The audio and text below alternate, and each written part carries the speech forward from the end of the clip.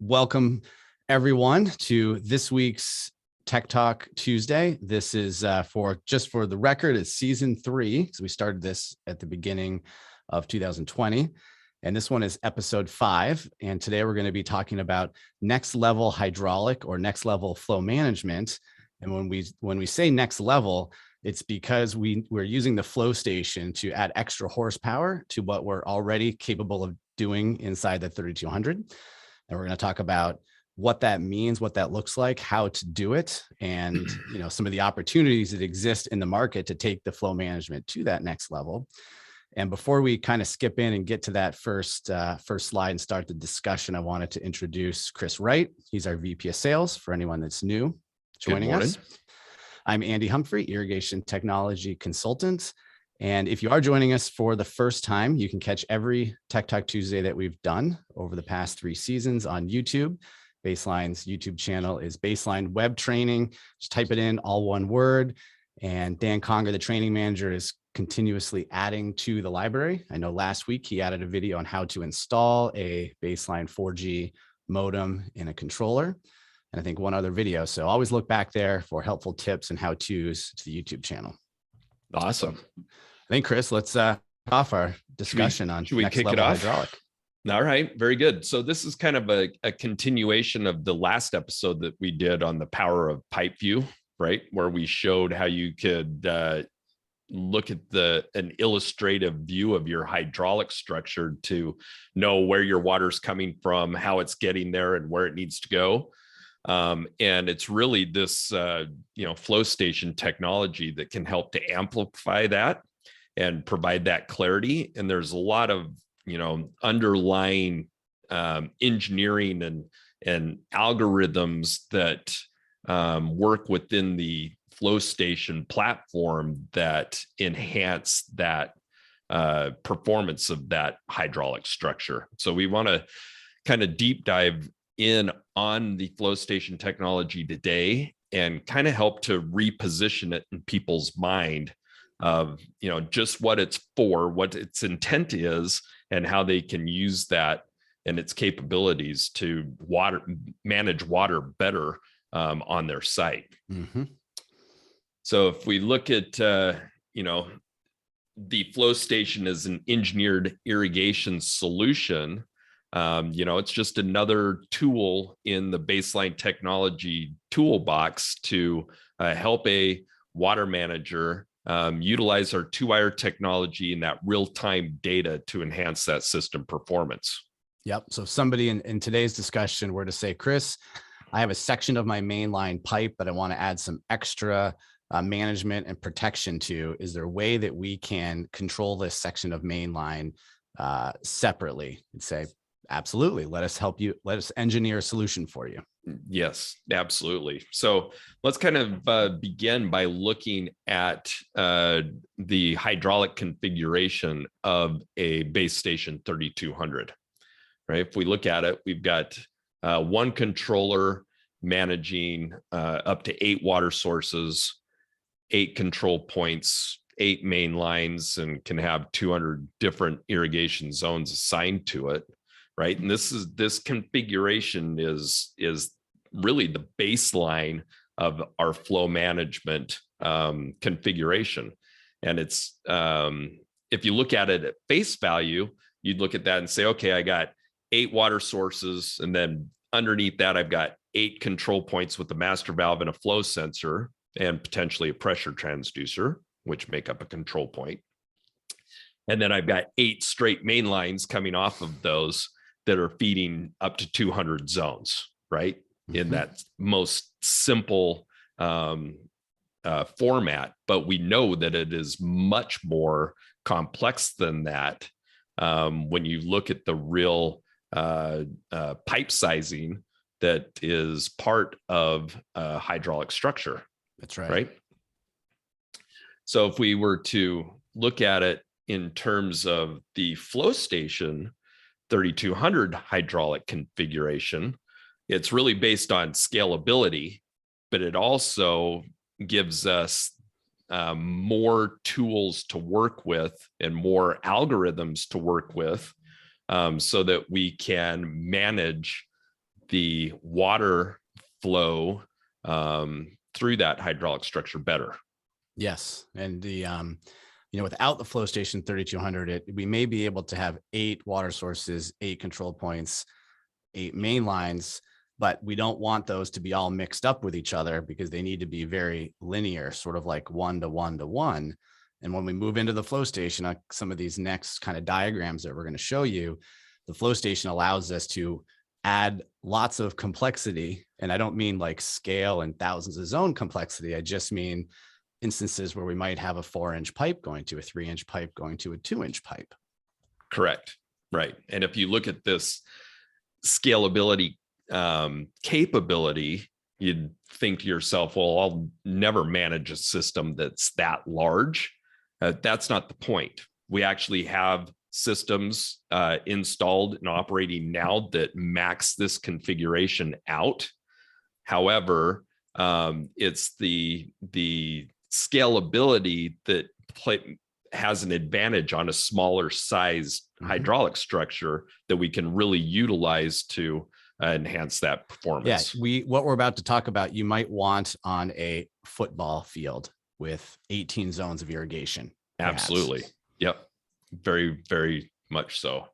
All right. So if we look at the FlowStation 3200, it manages all of the flow capabilities that are inherent in the 3200 itself in terms of, the flow sensing, the high flow shutdown thresholds, the flow variance thresholds for individual irrigation zones, all of those things that are managed in the 3200 platform are then pointed to the FlowStation 3200. And another algorithm is laid on top of that gives us some additional capability that include mainline connections, SubMainline with control point configurations, control point grouping, which is a term that we're going to identify and clarify, and then also shared flow configurations, right?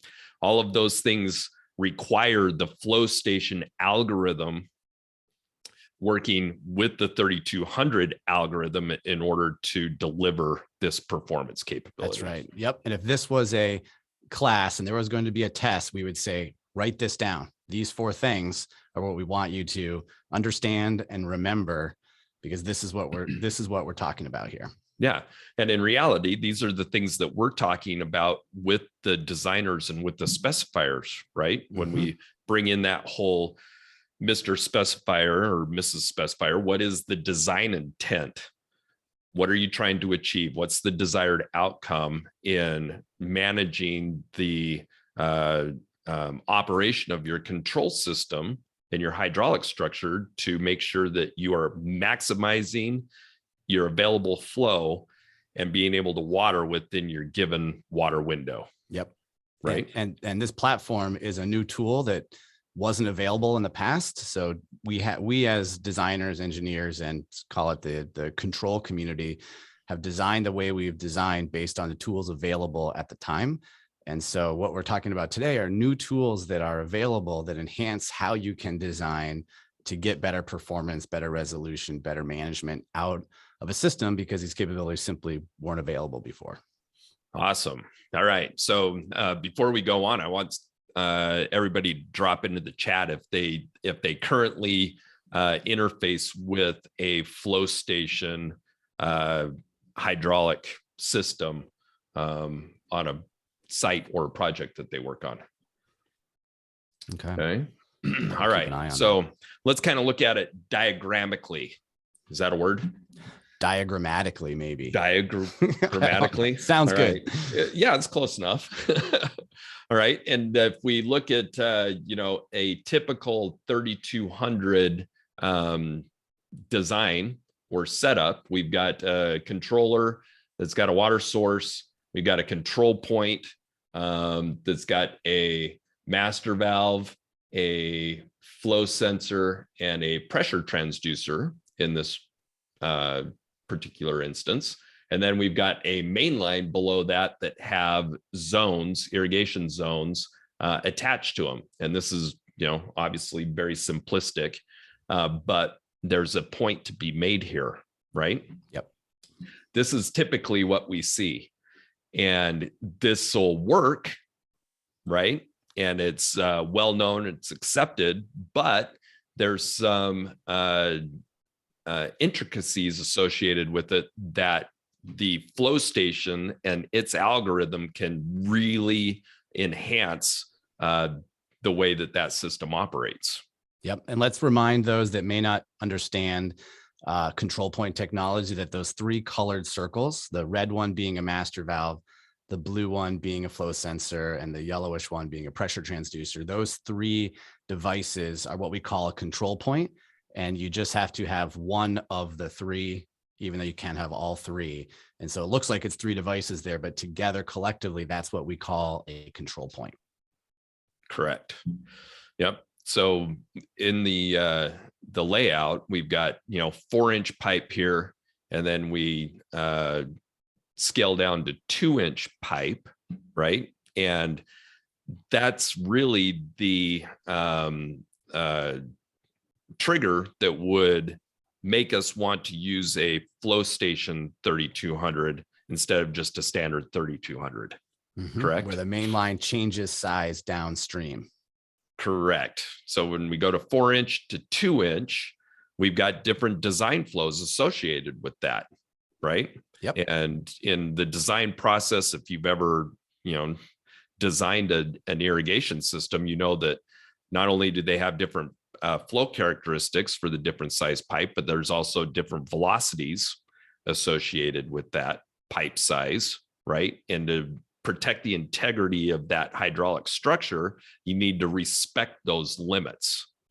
Okay. But in this scenario where we've got that pipe size difference, if we've got 50 gallons per minute allowable through 2-inch pipe here and 200 gallons per minute allowed through 4-inch pipe here, when these zones are operating, really utilizing the learn flow by zone capabilities of the 3200, and then checking the box in Base Manager to manage by flow is going to automate the balancing of your hydraulics across those different pipe sizes, right? So what does that mean, Andy? Well, what I want to point out is we have, if you look at the subtext on this page, what we're talking about here is a mainline to mainline assignment. Okay, so that 2-inch in the programming setup, this 2-inch pipe is assigned to the 4-inch pipe so that it knows which zones are, operate off the 2-inch and which operate off the 4-inch, so that 50 gallons a minute on the 2-inch pipe, we can optimize the zone concurrency, number of zones running at the same time, to maximize that 50 gallons a minute, at the same time maximizing the concurrency of the 4-inch pipe, so that the combination of the 50 downstream doesn't get added to another 200. It's the sub, kind of sub number. So we could have 50 on the 2-inch pipe, and we could have 150 running on the 4-inch pipe, because it knows that they're assigned to each other and that one is downstream of the other. And that logic and that algorithm is the FlowStation 3200 capability, but it's not in just the standalone controller. Correct. Yep. And you're gonna balance your hydraulics. So if the controller knows, based on that mainline to mainline assignment and the learn flows of this zone and the learn flow of each one of these zones, it knows it can turn on this zone. Whoops, excuse me, I clicked on it. Turn on this zone and those two zones at the same time without compromising the nozzle performance, essentially, right, of that of that sprinkler zone based on that hydraulic structure. Yep. So when we say that mainline to mainline, that's what we're talking about. And it could be different pipe sizes. That's the most usual reason for it, 2-inch to a 4-inch, but it could also be a 4-inch to a 4-inch or a 3-inch to a 3-inch. It doesn't have to be a pipe size differential, but it typically is. Yeah. So that's where we can utilize those, up to 40 mainline limits of the FlowStation control platform by having all of these different legs of that main line with the correct design flows associated with them to provide that hydraulic balance. Yep. Okay. All right. So we can look at it in a different configuration too, where the FlowStation 3200 is required in order to manage a SubMainline with a control point configuration so that the control platform knows which devices it has to turn on or shut off in order to provide water to the zones that are requiring it, and then also know based on the hydraulic limitations and the design flow of the whole system if it needs to turn something off in order to run something else. Let's define. We went from mainline to mainline as our sort of title over to SubMainline. If we look at this, our piping is the same. We have a 4-inch to a 2-inch. That's the same. But what we've done is we've added a downstream, if you want to call it that, control point. So we've added another control point isolating off that 2-inch pipe. And by doing that, we consider that to be a sub-mainline. Before we were using the words mainline to mainline configuration. When we add another control point, now we have a sub-main that can be monitored with actual real data on that pipe and also controlled with a valve. So if the 2-inch pipe had a break, only the 2-inch pipe gets shut down, not the rest of the system. Correct. Yep. So you would isolate this leg of the main line while allowing this portion of the main line to continue to operate without interrupting your available water window, and still maximizing the available flow that you have from your water source being 400 or 200 gallons a minute on that 4-inch typically pipe. Outside of designing with baseline, typically there's one master valve at the source. And when there is a mainline break somewhere, someone will go out and either, well, first of all, the whole system will shut down. Then someone will go out, find the isolation valve, right? The gate valve out there, isolate it off, and then tell the system to run again. That's the typical process.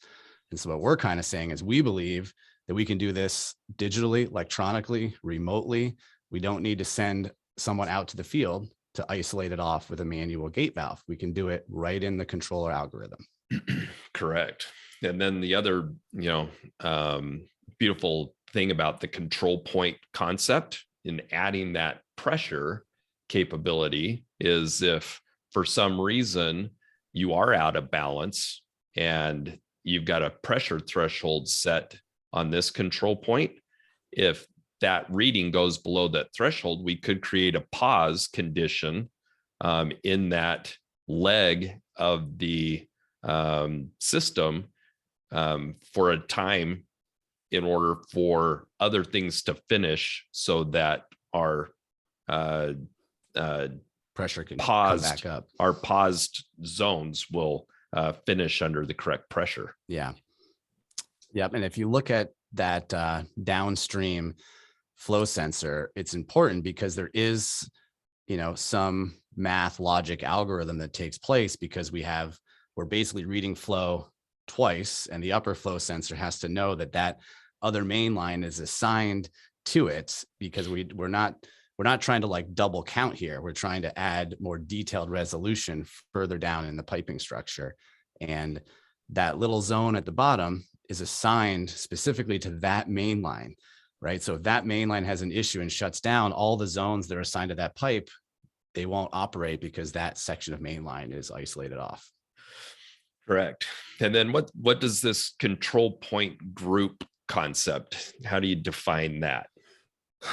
I similar to that last sort of discussion is that they're dependent on each other, right? So when the master valve at the beginning of the system opens, right, that allows water into the piping structure. But if zones further down open, the second one also has to open in tandem to allow the water to flow all the way through the pipe. So they have to be, logically connected in the controller platform. Correct. Does this master valve, does it have to be normally open in order for that to function correctly? Can be either way, normally open or normally closed. Exactly. Yep. That's the beauty of that control point group functionality, is that it knows that in order to deliver water to this zone, it needs to operate this master valve and this master valve in order to deliver water there. That's right. If there was a quick coupler off that 2-inch pipe, likely both of those master valves would be normally open.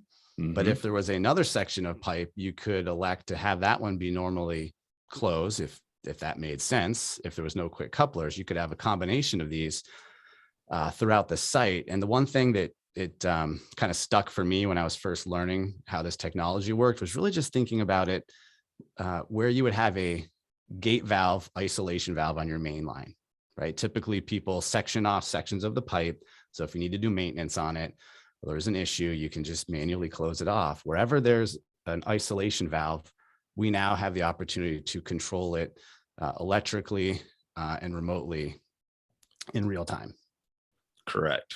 Yep. So that eliminates, some labor associated with having to go out there and manually shut that down, right?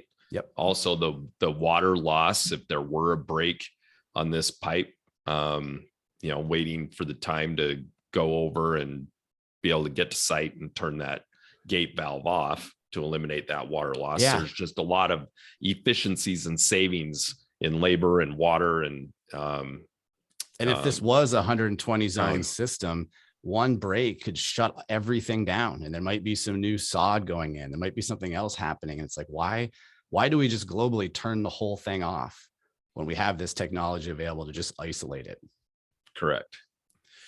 Okay, let's look at a different scenario when we're sharing water sources or multiple water sources, sharing a water source or operating multiple water sources. So currently we have the ability to manage this scenario where we've got 2 controllers operating off of one water source, right? So, and this has been the common use case for the FlowStation historically, right? 2 controllers sharing a water source. You've got the advantage of the FlowStation operating the SubMainline here, right? And then you've got another 3200 with its own hydraulic structure operating a different system.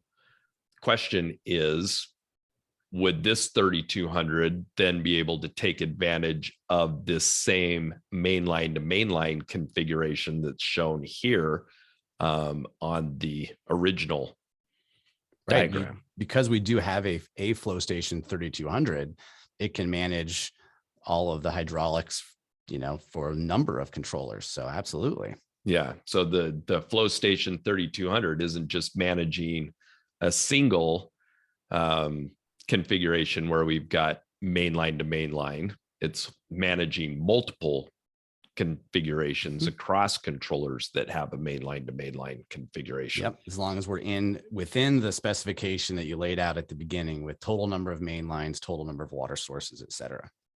Correct. All right. And what if we've got 2 water sources that are feeding a single, mainline structure? Yeah. So keep in mind with this diagram, the 3200 all by itself can handle 2 water sources feeding in. But what the 3200 by itself can't manage is the things we talked about earlier, the 4-inch pipe feeding the 2-inch pipe and the different thresholds that we want to design and manage within. It can't do that. So we still need the FlowStation, even though 2 water sources can be managed through one 3200. Absolutely. I was trying to turn on the laser pointer and it changed the slide, but that's okay. It was timely Perfect. enough.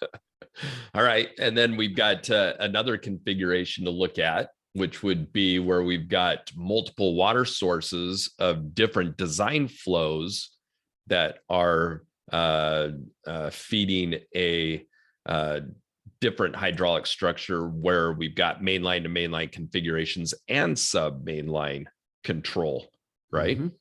So the FlowStation can then, pull water from our primary water source and then add supplemental flow if needed based on demand from the irrigation system, and can also manage that control point grouping scenario where it can turn on different devices downstream in order to get the water to the location it needs to go. Yep. Right. And then in this added the substation. How does that? So it's important to, when you start adding a little bit more capabilities or complexity, you could have one substation or many substations if we're retrofitting an existing site that happen to have standalone controllers all around the site. Oftentimes we elect to just make it one irrigation system with the 3200 FlowStation powering it. And then you have all your other remote controllers that get converted over to substations. And they generally, well, always with a substation, it's a wireless connection of many different, communication types. But those zones further down on the system are all linked in through the FlowStation 3200. Correct. Yeah, because the substation is just an extension of the programming capability of the 3200, right? Very cool. So, hopefully we've been able to illustrate the need for the FlowStation 3200, not only on, large scale networks of controllers where we're sharing water sources, but even on, more straightforward hydraulic configurations where that mainline to mainline resolution is required in order to optimize the performance of that system. And then slowly factoring in other complexities, knowing that we'll be able to manage that with the FlowStation 3200 without having to change control platforms or add another component in order to do that. It's just all part of that FlowStation platform. Yeah, I think Gregory has an awesome comment, pretty much sums it up perfectly. He says, I like this idea for master valve isolation. One emergency service call will pay for the master valve. And it's exactly right. Wherever you have an isolation valve on your main line, you can convert that to an electric valve and manage it through the FlowStation 3200. Correct. Yep. Very cool.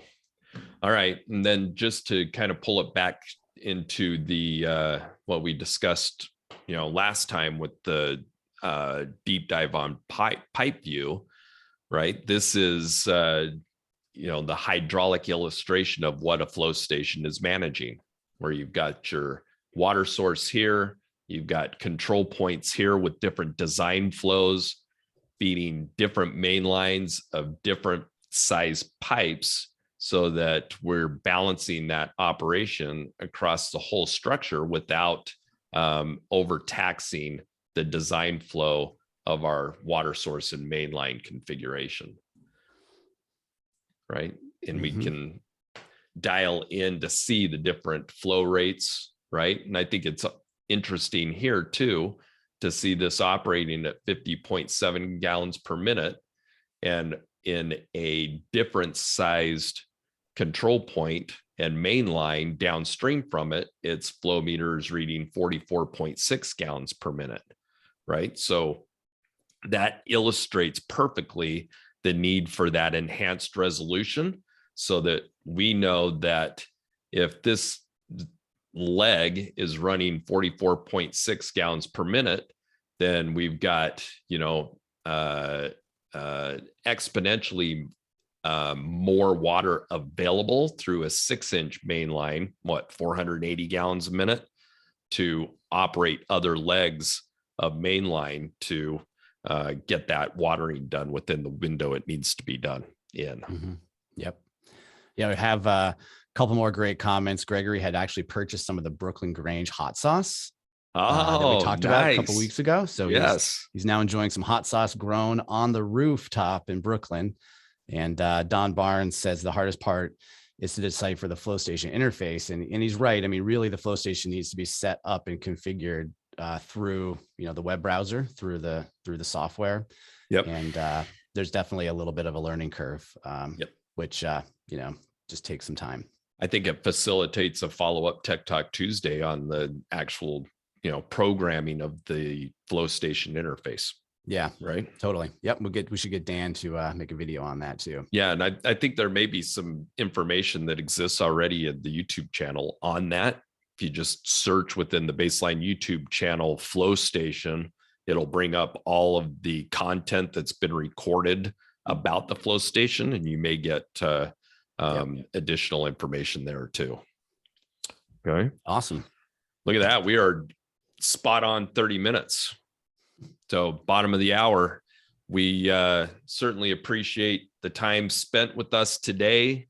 Always a pleasure to share a half an hour with you every couple of weeks and provide you with some content that makes you critically think about the way that you utilize baseline technology in your projects and in the field, and hopefully learn something in the process. So yeah, if you have additional questions, you can always email us at info@baselinesystems.com to get more insight. And we're happy to interface with you. Yep. And thank you for commenting, interacting, sharing your thoughts. Really appreciate it. Absolutely. So until next time, have a great rest of your week. Work hard, be safe, and we'll see you on the next episode of Tech Talk Tuesday. So long, everyone. Thank you. Bye.